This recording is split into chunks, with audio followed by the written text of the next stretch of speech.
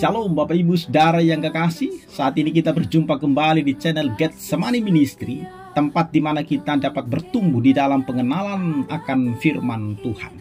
Kali ini kita akan membahas secara ekspositori yang menjadi evangelium di Minggu 13 Juli 2025. Sebelumnya, mari kita bersatu di dalam doa.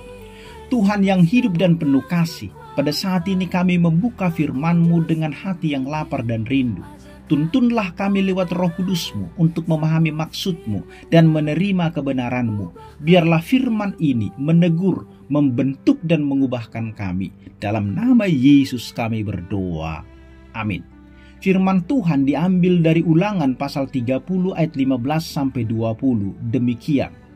Ingatlah, aku menghadapkan kepadamu pada hari ini kehidupan dan keberuntungan, kematian dan kecelakaan. Karena pada hari ini aku memerintahkan kepadamu untuk mengasihi Tuhan Allahmu dengan hidup menurut jalan yang ditunjukkannya dan berpegang pada perintah, ketetapan dan peraturannya, supaya engkau hidup dan bertambah banyak dan diberkati oleh Tuhan Allahmu di negeri kemana engkau masuk untuk mendudukinya.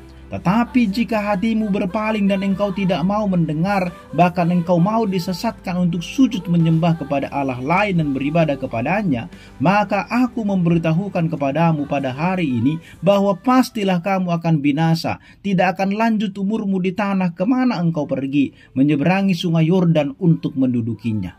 Aku memanggil langit dan bumi menjadi saksi terhadap kamu pada hari ini.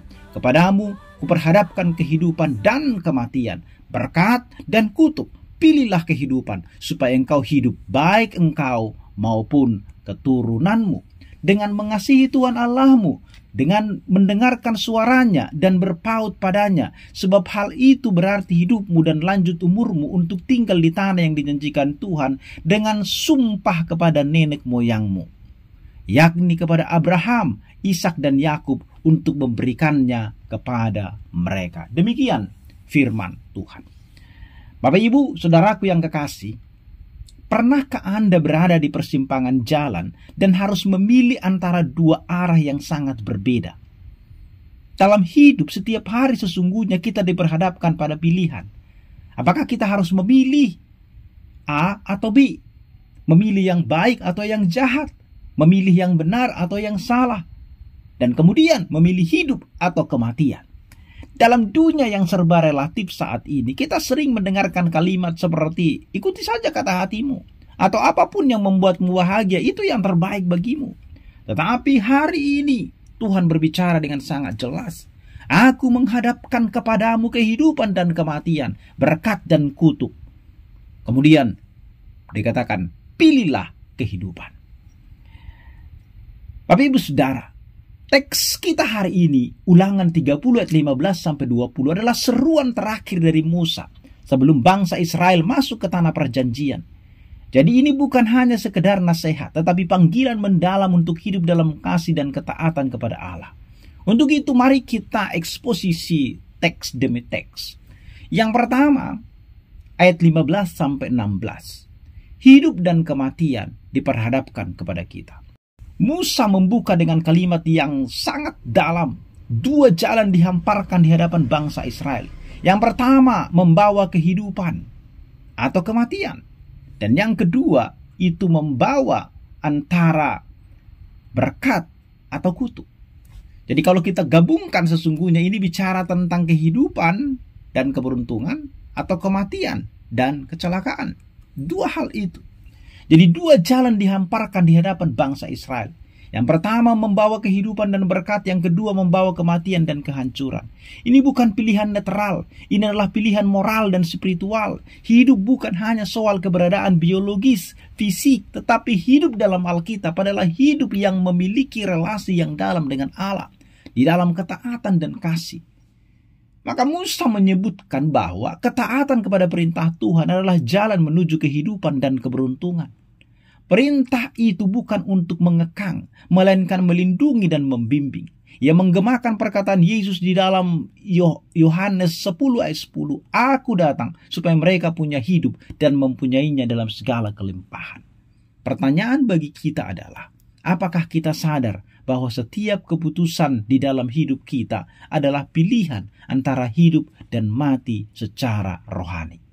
Yang kedua, pilihan yang salah akan membawa kehancuran. Ayat 17-18. Dikatakan di sana, tetapi jika hatimu berpaling dan engkau tidak mau mendengar, maka aku memberitahukan kepadamu pada hari ini bahwa pastilah kamu akan binasa. Di sini Musa memperingatkan bahwa berpaling dari Tuhan adalah jalan menuju kehancuran. Kata-kata ini cukup keras, tetapi penuh dengan kasih. Hati yang berpaling akan menyebabkan telinga yang tuli terhadap suara Tuhan. Dan ketulian rohani membawa kepada kematian. Musa tidak sedang berbicara kepada bangsa asing, tapi kepada umat pilihan Tuhan. Ini peringatan bagi kita umat perjanjian bahwa iman tanpa ketaatan adalah iman yang mati. Yakobus 2 ayat 17. Pertanyaannya bagi kita sekarang adalah, adakah area dalam hidup kita yang sedang berpaling dari Tuhan secara diam-diam? Dan jangan menganggap enteng pilihan ini Bapak Ibu Saudara. Yang ketiga, ayat yang 19a, langit dan bumi sebagai saksi. Musa mengatakan, aku memanggil langit dan bumi menjadi saksi terhadap kamu pada hari ini. Di dalam konteks zaman kuno pada masa itu, 2 atau 3 saksi diperlukan untuk memastikan sebuah kesaksian itu sah. Maka di sini Musa memanggil langit dan bumi sebagai saksi abadi atas pilihan bangsa itu. Ini menandakan betapa seriusnya panggilan ini. Langit dan bumi tidak hanya menjadi saksi diam, tetapi juga menjadi tempat Allah menumpahkan berkat atau kutuk tergantung pada respon umat. Ini memperlihatkan bahwa pilihan kita sesungguhnya berdampak kosmik, bukan hanya berdampak pribadi. Sebagai refleksi bagi kita, pilihan kita kepada Tuhan bukan hanya soal pribadi, tetapi menyangkut kesaksian hidup di hadapan seluruh ciptaan.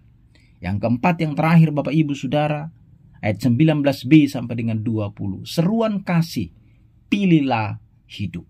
Pilihlah hidup supaya engkau hidup, baik engkau maupun keturunanmu, dengan mengasihi Tuhan, mendengarkan suaranya, dan berpaut kepadanya. Ini adalah inti dari pesan Musa. Pilihlah hidup. Tetapi bagaimana caranya? Caranya adalah mengasihi Tuhan. Ini hubungan, bukan sekedar aturan. Yang kedua, mendengarkan suaranya. Yaitu bagaimana kepekaan kita terhadap firman dan pimpinan daripada Roh Kudus. Dan yang ketiga itu caranya berpaut kepadanya. Yaitu ketergantungan yang erat dan terus menerus. Kata berpaut dalam Ibrani, kata dabak itu sama dengan yang dipakai di dalam Kejadian 2:24 tentang hubungan suami istri, yaitu hubungan yang erat, menyatu, tidak bisa dipisahkan. Inilah yang Tuhan rindukan dari umatnya. Tuhan sendiri adalah hidupmu dan panjang umurmu. Artinya bukan hanya sumber hidup, tetapi Tuhan adalah tujuan hidup kita. Oleh karena itu, pertanyaannya bagi kita hari ini adalah, apakah kasih kita kepada Tuhan cukup dalam untuk membuat kita berpaut kepadanya dalam segala musim hidup kita? Untuk kita renungkan bersama-sama, pilihlah hidup setiap hari. Pilihan kepada Tuhan bukan hanya satu kali saat bertobat, tetapi setiap saat. Taatlah bukan karena takut, tetapi karena kita memang mengasihi Tuhan. Ketaatan sejati lahir dari kasih yang tulus kepada Allah. Dan tunjukkanlah pilihanmu lewat gaya hidup. Hidupmu adalah kesaksian atas pilihan yang kamu buat. Apakah hidup atau mati yang kita pilih? Bapak Ibu Saudaraku yang terkasih, kita tahu bahwa dalam kekuatan kita sendiri, kita akan selalu gagal untuk memilih hidup. Tetapi syukur kepada Tuhan. Dalam Kristus kita diberikan kuasa untuk hidup dalam kasih dan kebenaran. Adam dan Hawa memilih untuk tidak memilih kehidupan. Mereka memilih kematian. Tetapi Kristus kemudian memberikan kuasa untuk hidup di dalam kasih dan kebenaran kepada kita. Salib Kristus adalah bukti tertinggi bahwa Tuhan memilih hidup bagi kita. Bahkan ketika kita memilih jalan yang salah, tetapi Tuhan mau menggantikan kita di dalam pilihan kita yang salah itu. Maka mari dengan kuasa Roh Kudus kita memilih hidup dan mengasihi Tuhan dengan segenap hati kita. Amin, mari kita berdoa. Tuhan Allah yang penuh kasih, kami bersyukur untuk firman-Mu yang penuh kehidupan. Tolonglah kami agar setiap hari kami memilih Engkau, sumber kehidupan sejati. Penuhilah hati kami dengan kasih-Mu, dan mampukan kami hidup dalam ketaatan dan pengharapan. Di dalam nama Yesus Kristus kami berdoa. Amin.